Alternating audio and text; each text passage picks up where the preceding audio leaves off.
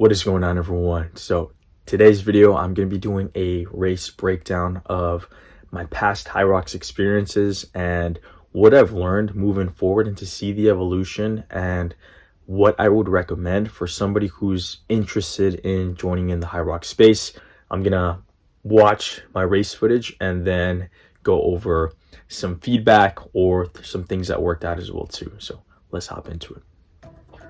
So this was my first official HYROX that I've ever done. Fun fact about this race, one of my good friends, Mason Stevens, who's currently a world champion qualifier for the world championships, hit me up about this event.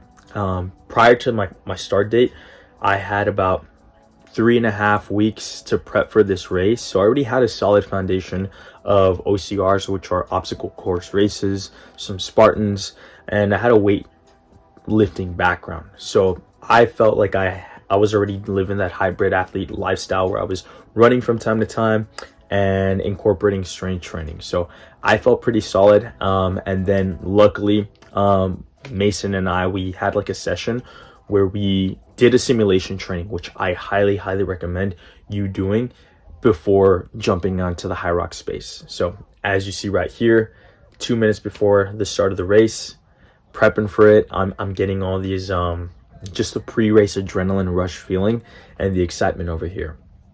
And as things kick off, I was more towards the back, and this was a pretty big event. So what I would recommend, if you don't know where to begin, or if you don't feel like your running isn't at the best, I would be in the back to be on the safe side. But if you're somebody that's committed, going for time, you got to make your way up into the front.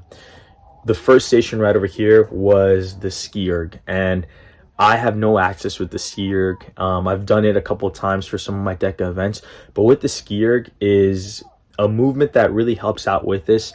Is you want to make sure that you're going for that full range of motion all the way up and bringing it down into that RDL type of stance. So as you see right here, I'm kind of going at it aggressively. Never done anything like this in my life.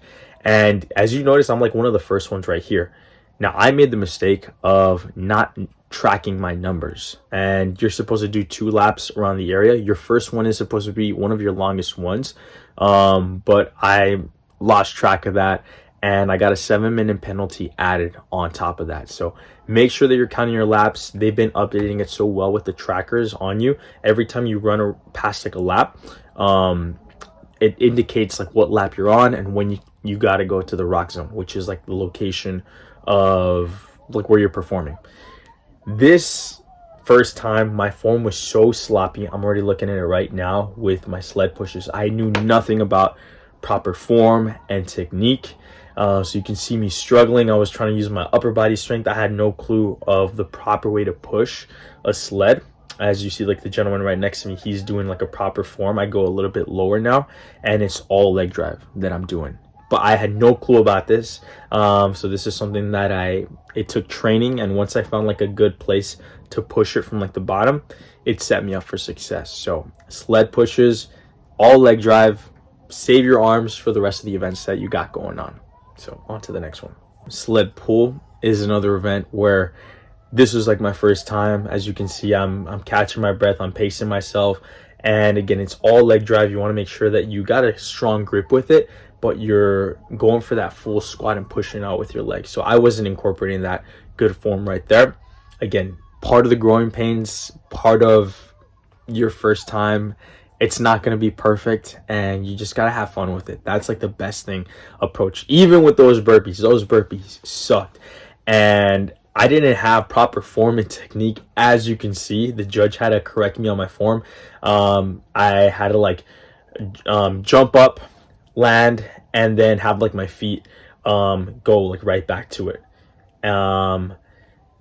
I don't know what was happening because I thought my form was pretty good. So looking at the other people, I think she was just being a little nitty gritty on my hand and feet placement. But at this point of the race, I was catching my breath. I was focused on breathing over here. So just going with it, going back to the my burpee stance. When my feet land, this is something that one of the judges told me, my feet have to be pretty close to my hands, but they can't be passing my hands. So there's different methods. You can go with the step version that I'm doing right now, or going with like the jumping at the same time. Now, the jumping at the same time is going to be efficient, it's going to be quicker, but my best experience was doing the step method, flopping my belly onto the ground, because if you're doing a full push-up, that's gonna kind of like deplete your energy levels. You can do it, but I wouldn't recommend it. So you want to be strategic and make sure that you build up a good engine to knock out these burpees, because they are the stations where you're cooked and it sucks. So make sure that you work on burpees a lot. I was adding burpee training a lot into this training and my last training, which helped me out so much, but not the last one that I just did in Vegas. Rowing, this is going to be the perfect place where you use it to focus on your recovery. For me, I would say. And if you have access to like a rower at your gym, like LA Fitness at where I train at, they have rowers. And my form isn't the best right over here, but you can see a progression over time with my other races, how I improve with it. But it's all leg drive over here. You want to make sure you get that maximum pull going back. You got that forward lean and then kind of going back to it. Right here, I'm just focusing on breathing and pulling as hard as I can, and my form isn't the best. Again, that's the reason why we put ourselves through these events, so that we can work on improving over time. But I like using this station to focus on my breathing and kind of like lower my heart rate, because it's going to be high most of the time when you're running from zone to zone. And as you can tell, like my brain isn't working. I'm getting lost on course. So farmer carries, this is like one of my best stations ever. The key to this, take advantage of the chalk, because that helps out with your grip so much. And as soon as you pick up those dumbbells or those kettlebells, you just want to book it. You want to make sure that you're in and out. You don't want to waste any time. Some people are like walking it, and the longer that you're there, your arms are going to want to give out, your hands are going to want to give out. I just think like I'm bullet training through this. Look at me, I'm like waddling like a maniac, and I just want to get out of there so I can let go of those kettlebells. You don't want to, in my opinion, I've never let them go during my event. When I'm in the course, the only time they're out of my hands is when I'm about to pick them up, and when I drop them after I'm completed with the event. So if you can, do not let go of those kettlebells. All right, that's gonna save you so much time, and then you can be done with that event quicker. That's my best advice. If you can run with it, run with them, because that's like one of the best feelings, and you can slowly catch your breath in the rock zone and as you make your way out again. So best advice when it comes to kettlebells is gonna be that, don't drop them. Sandbag lunges, my leg game's pretty strong. That's something that I take pride in. It's something that has been helping me out. As you can see, I'm passing through so many people with this, is just incorporating a lot of reverse lunges in my training. I do a lot of walking lunges with dumbbells on my sides, or even dumbbells up on top, even with the sandbag, and Bulgarian split squat training. That has helped me out so much, just building strong legs and pushing to the point even when it sucks, just to get your legs used to that movement. As you can see, my boy Mason's over here like coaching me, telling me to push, and there's like a step method. So as you can see, I'm stepping, catch my breath, step, catch my breath. But what I don't do on these events, I don't really stop. It's the exact same thing with the kettlebells. You just want to make sure that you're moving, you keep it going, keep it consistent, because if you stop, then you're gonna get comfortable right there, and then it's all mental from there. So keep going. This is my Achilles heel, even to this day. It is my Achilles heel, which are the wall balls. Same thing. You want to make sure that you're used to your squat progression, and a lot of overhead presses is definitely going to be your friend over here. If you can get strong with your overhead presses, that's going to help you out so much with your wall balls. I have never done more than like 20 consecutive wall balls here. The last time I did wall balls was 2 days before this with Mason when we trained. I was like, okay, I think I can do it. And I was just gassed out, as you can see. I think this is one of my slowest stations. I was like in the high 6 minutes with these wall balls, and this is with somebody clicking and counting. It backfired on me with the sensors, which I'll explain a little bit more in this video. But wall balls, it is killer. They put this at the end for a reason, and again, I'm just going over the ways on how I improved over the years. So I finished. That was it, and I finished at 127.07. Keep in mind, this was with the 7-minute penalty added, but I also missed a lap. I skipped the lap as well too. So if I completed it, I probably would have been at like 125-ish, and my condition was pretty good. So I was very consistent with my runs around this time because I had just came back from doing some Spartan races, and then I had like my first ultra marathon coming up. So my mileage was pretty good at the time. And the best advice that I would give for people, you want to make sure that you're getting your legs used to just running on tired legs. So I'm going to go over to my second HYROX event, and this one was pretty bad. So let's go over to the second one. HYROX Anaheim. I was super stoked for this one. I was ready to make a comeback, and it backfired on me so bad. So as you can see right here, I'm getting my electrolytes in, but prior to that, and I've mentioned this on other videos, my nutrition was not up there. Not up there the day before, not up there that morning. I was barely getting electrolytes in my system like an hour before the race. And a funny thing that we didn't catch in this video, me and Alan, where we were so like chilled and laid back, that we ended up getting pushed over. So we were supposed to compete before David's event, and we were like, like we're good on time, and no, we should have been there early to go over like the breakdown stuff. So I recommend getting to your place early. If your start time is 9:30, I recommend getting to your tunnel at least 10 minutes before to go over the breakdowns, go over stretches inside, so that you don't miss your race time, because then you can get pushed over to like another window, and you don't want that happening. Then you're going to be waiting another hour, 2 hours for you to start. Something that I learned from the last event, I did not want to miss my lap. So instead of doing my 2 laps, I ended up doing an extra lap. So that cost me a lot of my time, and I was leading the pack, but it could be so confusing because there's a lot of different race waves happening in HYROX. Like a men's start time starts at a certain time, and then they have like another race wave of men starting in the next like 20 to 15 minutes to kind of even out the whole playing field.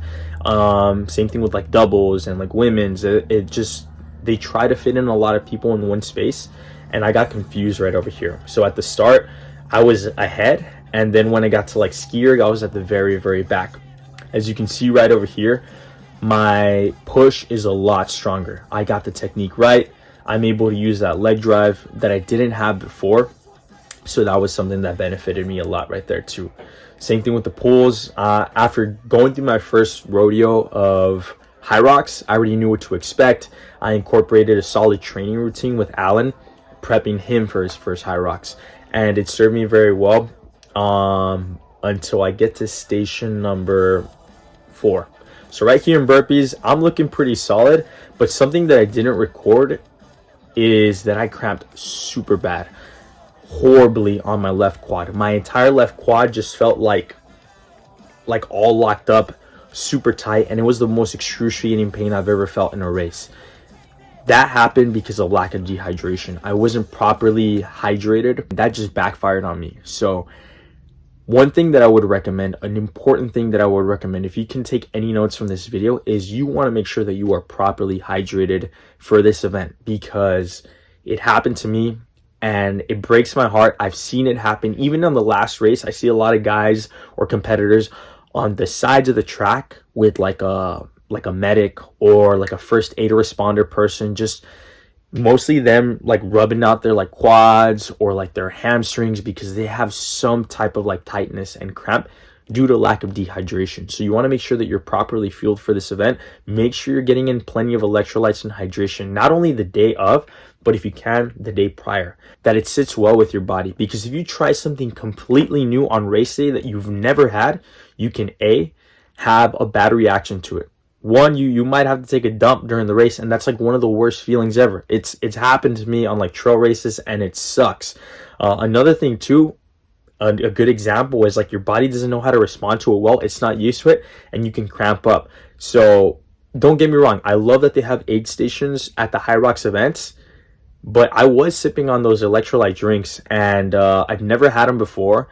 And if you've never had anything before, like of that brand that they were serving, I would not recommend taking it. The best option I would recommend is going for the water, or bringing your own gels, bringing your own hydration sticks, mixing that in as well too. So One, make sure that you are properly hydrated. Two, make sure that your body's already used to the types of hydration supplements that you're taking.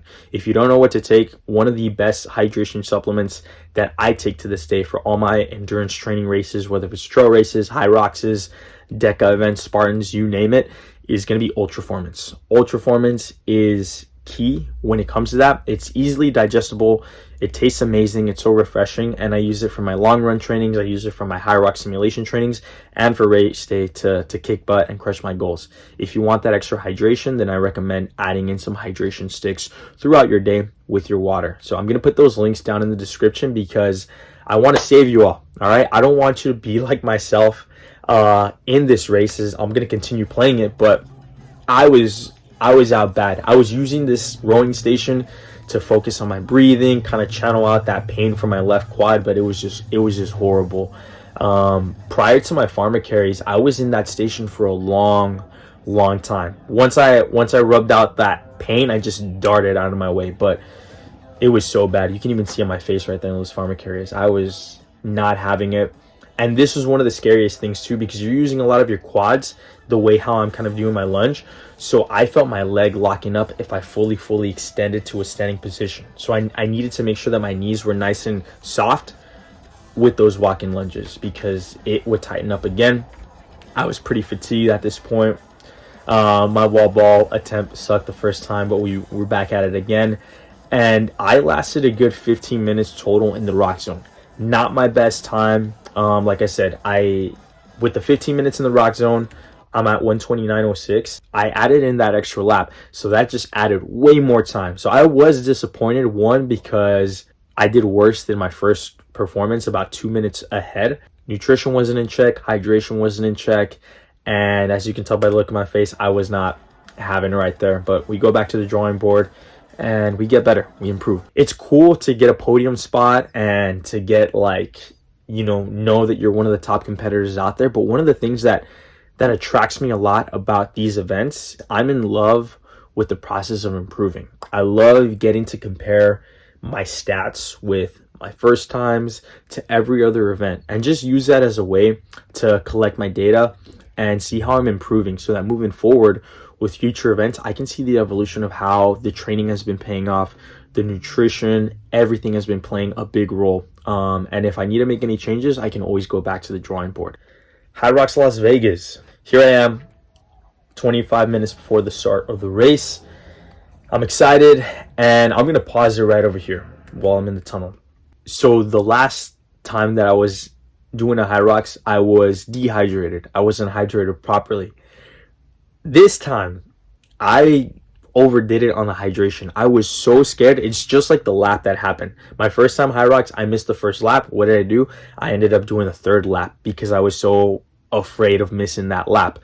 And same thing happened. I didn't get that proper hydration tank. If anything, I overdid it. I had to pee like every 10 minutes just to get like a lot of water out of my system. I did take my morning dump, so I didn't have to worry about like pooping in between the race. That is one of my biggest fears. If you have an early start time, make sure that you get your morning dump out of the way. Take some greens, take some psyllium husk, whatever you need to do to get that out of your system, because that is one of the worst feelings ever. You can tell when you have a lot of liquids in your stomach and you feel like you got a whole gallon of water in your belly. That's exactly the feeling that came up. Like, I was pretty solid in the beginning, and then I can feel it as I'm running. I'm like, ooh, all right, maybe this might go away.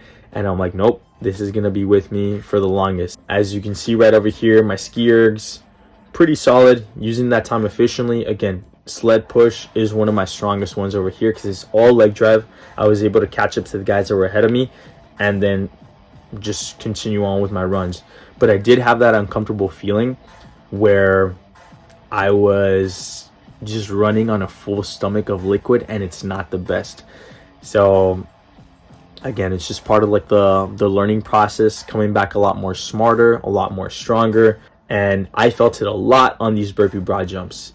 That's why I didn't perform as fast as I normally do my burpees, because every time I jumped or I landed with my belly, it was like one of the worst feelings. I felt like I was going to throw up these liquids. I should have thrown up, but my body just doesn't want to do that. That's like last resort. So same thing, kettlebells, picked them up, got them. I was a little bit worried right over here in walking lunges because For a quick moment, I had a small cramp kind of kick in when I fully extended my leg. But other than that, no cramps for this race, so blessed for that. Now the wall balls over here, as you can see, now I'm working with like the sensors, and this is just something that I get to practice later on. When I was doing my wall ball training, I was just taking a wall ball with me in with the park. I find a wall and I just do sets of wall balls, like 25, 50. I work my way up to like 100. In the past, if you looked at the other videos, I have somebody with a clicker counting my wall balls to count if rep or no rep happened.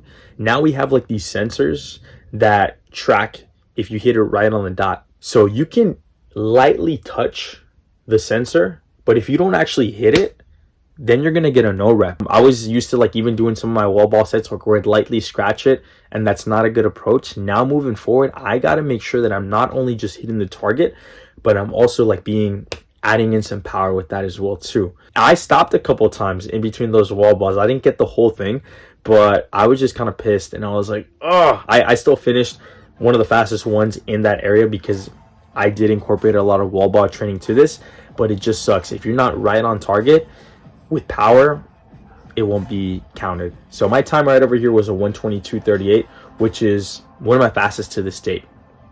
I was happy with this time, but there's a lot of room for improvement. I want to improve a lot on like my mileage time, so I'm going to be incorporating a lot more runs and some speed training, which I've been a little bit hesitant of, but now I get to add that to just improve like with my VO2 max, my heart rate training, my breathing, just so that I make sure that I improve on my kilometer time. So other than that, wall balls, as always, I'm gonna be adding those in between my sets. As much as I hate them, as much as I hate burpees, I gotta add those if I want to see some improvement right there. So that's pretty much it on my breakdown with my current HYROX videos. Hopefully that you found some good takeaways from this video. And if you're ever curious about like doing your first HYROX, comment down below what else you would like to see from me as far as like supplements, gear, and stuff like that. I appreciate every single one of you for watching. If you are new to the channel, hit that subscribe button for more awesome content on this channel and being a lot more consistent with it to provide more value for you guys. As always, stay strong, stay blessed, stay solid.